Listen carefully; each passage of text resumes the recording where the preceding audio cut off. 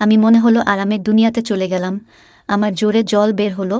রক্তিম ও ৩৫ minute লাগিয়ে আমার পিছন মাঠের ভিতরে জল ফেলল। ভিডিওতে একটি লাইক দিবেন এবং আমাদের চ্যানেলটি সাবস্ক্রাইব করে রাখবেন। তো আমার কলিজার বন্ধুরা, চলুন ভিডিওটি শুরু করা যাক। সেই সকাল থেকে ঝিরঝির বৃষ্টি পড়ছে। আমি মার্কেটে যখন আসি তখন বাজে ১১টা, তখনও বৃষ্টি হচ্ছিল। কাজ শেষ করে বের হয়ে তাড়াতাড়ি বাসায় যাব বলে রিকশা নিব, এমন সময় এমন বৃষ্টি শুরু হলো যে আমি পুরো ভিজে গেলাম। আমার জামা পুরো ভিজে আমার গায়ের সাথে লেগে গিয়ে আমার কালো অন্তর্বাস দেখা যাচ্ছে। আমি আজকে একটা হলুদ কামিজ আর সাদা পায়জামা পরা, পায়জামা আমার গায়ের সাথে লেগে গেছে। যাই হোক, আগে নিজের পরিচয় দেই। আমি তিতলি, বয়স ২১, অনার্সে পড়ি। আমি একটু শ্যামলা, হাইট ৫ ফুট ১ ইঞ্চি, বডি ফিগার ৩৪। আমার ডাব বড় করার জন্য আমার বয়ফ্রেন্ড সৌভিক দায়ী। ওর কাছে ২ বছরের সম্পর্কে অনেক লাগালাগি করে মজা নিয়েছি। এবার আবার গল্পে আসি। আমি দাঁড়িয়ে আছি মার্কেটের এক ছাউনির নিচে। কিছু লোক আমার দিকে আর চোখে তাকাচ্ছে। এমন সময় এক ছেলে এসে বলল, আরে হো তিতলি না? তাকিয়ে দেখি রক্তিম দাঁড়িয়ে আছে পাশে। রক্তিম আমাদের ইউনিভার্সিটিতে আমার সাথেই পড়াশোনা করে।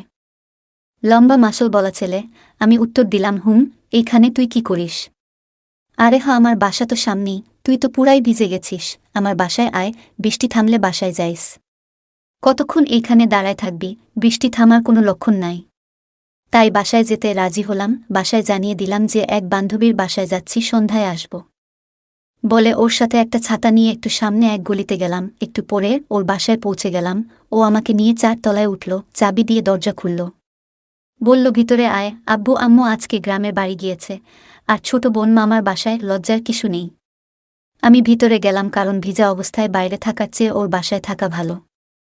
ও আমাকে বলল যে ওর ছোট বোন ইন্টারমিডিয়েটে পড়ে, ওর জামা কাপড় পরতে পারি বলে আমাকে একটা তোয়ালে দিয়ে চলে গেল। আমি ড্রেস খুলে মুছে ওর বোনের ড্রেস দেখলাম, কিন্তু ড্রেস অনেক ছোট। একটা বড় গলাওয়ালা টি শার্ট পরলাম, এত ছোট টি শার্ট যে আমার ডাব দুটো বের হয়ে যাচ্ছিল। অন্তর্বাস না পাওয়ায় পরতে পারিনি, তাই এই বড় ডাব দুটো নিয়ন্ত্রণ করা যাচ্ছিল না। সাথে ওর বোনের একটা স্কার্ট পরলাম, যা মিনি স্কার্টের মতো হয়ে আমার পিছনের মাঠটা বের হয়ে থাকলো, কিন্তু কিছু করার নেই, আমি ছোট প্যান্টও পরিনি। রুম থেকে বের হয়ে দেখি রক্তিম দুপুরের খাবার রেডি করছে। আমি এইভাবেই ওর সামনে গিয়ে টেবিলে বসলাম। ও তো আমার দিকে হা করে তাকিয়ে রইল। আমি একটু নড়ে চড়ে আমার ডাব দুটো আর পিছনের মাঠ ঢাকার চেষ্টা করলাম। ও এসে আমার পাশে বসল। ও একটা টি শার্ট আর হাফ প্যান্ট পরা। আমরা খাবার খাওয়া শেষ করলাম। যখন তখন বৃষ্টি হচ্ছে, তখন ২টা বাজে। রক্তিম বলল, আমার রুমে আয়। আমি গিয়ে ওর রুমে বসলাম। অনেক দিন পর দেখা হওয়ায় দুইজন বিছানায় বসে পুরনো দিনের গল্প করতে থাকলাম। ও গল্পের মাঝে আমাকে গিলে খাচ্ছিল, আর ওর প্যান্টের দিকে তাকিয়ে দেখি তাঁবুর মতো উঁচু হচ্ছে। হঠাৎ করে ও আমার উপর ঝাঁপিয়ে পড়ল। আমার হাত দুটো ধরে আমাকে শুইয়ে আমার উপর উঠে গেল। তারপর আমার ঠোঁট কামড়ানোর চেষ্টা করতে থাকল। আমি তো ওর কাছে থেকে ছুটার চেষ্টা করছি। ছাড়, ছাড়। এইগুলা কি করছিস তুই? কি করছি মানে? তোকে আরাম দেওয়ার চেষ্টা করছি। তুই তো জানিস যে আমার সাথে সৌভিকের সম্পর্ক আছে। তো কি হয়েছে? আজকে আমার খেলা দেখো। সৌভিককে ভুলে তখন আমাকে খেলতে বলবি। ও এইবার বলল, তিতলি আমাকে খেলতে দিবি না কিনা? আমি বললাম, রক্তিম ছেড়ে দে প্লিজ, আমাকে লাগাস না। মানে খেলতে দিবি না, তাই তো? বলে আমাকে বিছানায় ফেলে উঠে গেল। আওয়াজ পেলাম যে ও রান্নাঘরে গেছে। আমি উঠে বসেছি। তখন ও রুমে ঢুকল। তিতলি দেখো তোমার জন্য কি এনেছি, বলল রক্তিম। তাকিয়ে দেখি ওর হাতে একটা আর একটা লম্বা বেগুন। ওইগুলা দিয়ে কি করবি? ও আমার উপর উঠে আমাকে উপুর করে ধীরে ধীরে বেগুনটা আমার পিছনের মাঠে ঢুকালো। আমি চিৎকার করে আহ করে উঠলাম। আমি আগেও সৌভিক ওর কাজে এমন করেছি, তাই ভালোও লাগছিল। পরে আমাকে বলল, এটা কোথায় দিব? বলে শশাটা আমার সামনের কচি মাঠে ঢুকিয়ে দিল। আমি এইবার উত্তেজনায় অনেক জোরে করে আহ করে উঠলাম। এইবার তুই চুষবি বলে আমাকে উপুর করেই আমার সামনে এসে আমার মুখে ওর লম্বা আর মোটা মেশিনটা ঢুকিয়ে দিল। ওর মেশিনটা অর্ধেক আমার মুখে ঢুকে আমার বমি চলে আসছিল। কিন্তু ও জোর করে পুরা মেশিনটা ঢুকালো, আমার গলা পর্যন্ত চলে গেল। আমার নিঃশ্বাস বন্ধ হয়ে আসছিল, কিন্তু ও আমার মাথা চাপ দিয়ে ধরে রাখল, তারপর ছাড়ল। আমার মুখ দিয়ে তখন লালা পড়ছে, আর ওর মেশিন লালা দিয়ে মেখে আছে। বুঝলাম যে এর কাছে লাগিয়ে নেওয়া ছাড়া উপায় নেই, তাই লাগালাগিটা উপভোগ করি। ও এই রকম কয়েকবার করল। সর্বশেষবার আমার গলার ভিতরে ঢুকিয়ে কেঁপে উঠল। আমার গলার ভিতরে তার উষ্ণ জলটা ফেলল। আমি পুরা জলটা গিলে ফেললাম। এইবার ও উঠে আমার জামা ছিঁড়ে ফেলল। আমার ডাব দুটো লাফ দিয়ে বের হয়ে এলো। এইবার ও আমার ডাব খাচ্ছিল আর ওই শসা বের করছিল আর ঢুকাচ্ছিল। আমার কচি মাঠটা জলে ভরে গেল।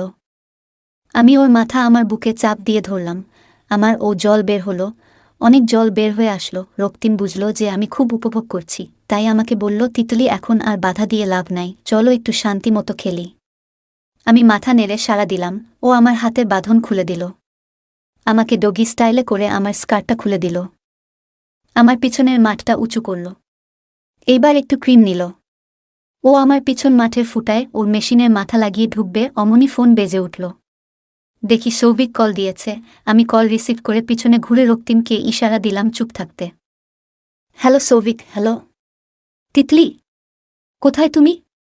বাইরে তো অনেক ঝড় হচ্ছে, তুমি ঠিক আছো তো? আমি ঠিক আছি। আমি করলাম, কারণ রক্তিম ওর বিরাট মেশিনটা অর্ধেক আমার পাছায় ঢুকিয়ে দিয়েছে। হ্যালো তিতলি, আমি ঠিক আছি। এক বান্ধবীর বাসায় এসেছি। আমার গলা কেঁপে উঠছিল, কারণ রক্তিম ওর পুরো মেশিনটা আমার পিছন মাঠে ঢুকাচ্ছে আর বের করছে। কখন বাসায় যাবে? এই তো সন্ধ্যায়। এইবার রক্তিম আমার চুল ধরে টেনে আমাকে চরম থাপ দিতে লাগলো। আমার গলা শুকে আরামে বন্ধ হয়ে আসছিল, তাই তাড়াতাড়ি বললাম, ঠিক আছে সৌভিক, পরে কথা বলবো, বলে ফোন রেখে দিলাম। এইবার রক্তিম আমাকে কঠিন ঠাপ দেওয়া শুরু করলো। প্রত্যেকটা ঠাপ আমার মগজে গিয়ে লাগছিল, পুরা বেড কেঁপে উঠছিল। তখন শসাটা আমার সামনের মাঠে। দুইটার বাড়িতে আমার চোখ উল্টে গেল। আমি মনে হলো আরামের দুনিয়াতে চলে গেলাম। আমার জোরে জল বের হলো। রক্তিম ও ৩৫ মিনিট লাগিয়ে আমার পিছন মাঠের ভিতরে জল ফেলল। দুইজনই ফাঁপিয়ে গিয়েছি।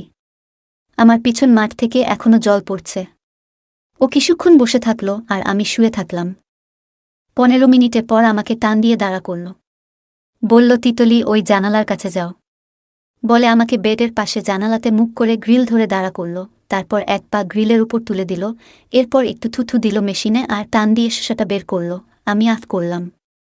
ও আমার ভিতরে ঢুকাতে যাবে, তখন বললাম, রক্তিম প্লিজ বেলুন ব্যবহার করো, আমি ওষুধ খাই না তো। রক্তিম একটা হাসি দিয়ে কোমর নড়িয়ে এক ধাপে ওর পুরা বিরাট কালো মেশিনটা ঢুকিয়ে দিল। আমি এত বড় মেশিন কোনো দিন নেই নাই, মনে হলো পেট ফেটে বেরিয়ে যাবে। আমি প্রায় অজ্ঞান হয়ে যাচ্ছিলাম। ও দেখি দিকে দিকে ধাপের গতি বাড়াচ্ছে। আমি নিচে তাকিয়ে দেখি ওর কালো মোটা মেশিনটা আমার কচি মাঠের মধ্যে ঢুকে যাচ্ছে। এইভাবে প্রায় ৩০ মিনিটে খেলার পর ওর জল আমার মাঠে পড়ল। এত জল ফেলল যে আমার কচি মাঠটা ভাসিয়ে জল বাইরে বের হয়ে এলো। আমি একটু অবাক হলাম যে এত জল থাকে কিভাবে দুইবার খেলার পর। আমার সামনের মাঠ আর পিছনের মাঠ দুইটাই ব্যথা আর দুইটাই জল ভর্তি। আমি উঠে দাঁড়িয়ে দেখি বিকাল হয়ে গেছে। আমি তাড়াতাড়ি উঠে আমার জামা নিয়ে পড়লাম। রক্তিম তখন বিছানায় হাঁপাচ্ছে। ও উঠে কাপড় পরল। তারপর দুইজন বাসা থেকে বের হলাম। গলিতে এসে রক্তিম বলল, রাগ করেছ নাকি? তুমি বেলুন পরে করলে না কেন? রক্তিম হেসে বলল, এই নাও, বলে একটা ওষুধের প্যাকেট দিল। বলল, পরের বার বেলুন পরে করব। বলে সামনে গিয়া একটা রিকশা দাঁড় করল। আমি রিকশা করে সন্ধ্যায় বাসায় আসলাম। সৌভিকের সাথে কথা বললাম, যেন কিছুই হয়নি আজকে।